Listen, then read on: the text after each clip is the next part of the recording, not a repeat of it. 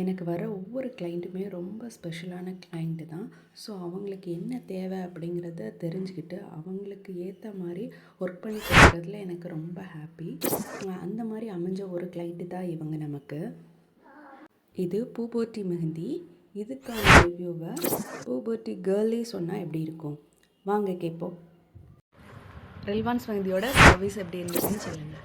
Service வந்து ரொம்ப சூப்பராக இருந்துச்சு.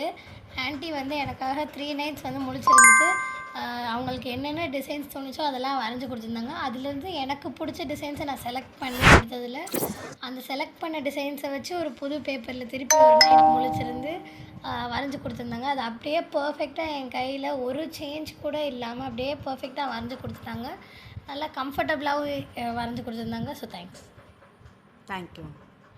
அடுத்து அவங்க அம்மாவும் பாட்டியும் என்ன நினச்சாங்க அப்படிங்கிறத ஷேர் பண்ணியிருக்காங்க. வாங்க கேட்போம். உட்காந்து ஒரு வேலை பார்க்குறதுங்கிறது எவ்வளோ கஷ்டமான விஷயங்கிறது என் மாமியார் அவ்வளோ சொன்னாங்க. ஒவ்வொரு விஷயத்தையும் அந்த பொண்ணு பார்த்து பார்த்து செஞ்சது எனக்கு ஆச்சரியமாக இருந்துச்சு. நம்ம என்னென்ன பண்ணுறோங்கிறது அவங்களுக்கு அதெல்லாம் ஆச்சரியமாக இருக்குது. அதுவும் நீங்கள் வந்து உட்காந்து 6 மணி நேரம் போட்டதை அடுத்த நாள் பூரா சொல்லிக்கிட்டு இருந்தாங்க. உட்காந்து அந்த பிள்ளை அம்புட்டு வேலை பார்த்துச்சு. இவ்வளோ மைன்யூட்டாக பார்த்தாப்புல அப்படின்னா அப்படி இப்படி இப்படின்னு அப்பா போல்ந்து தள்ளிட்டாங்க உங்களை.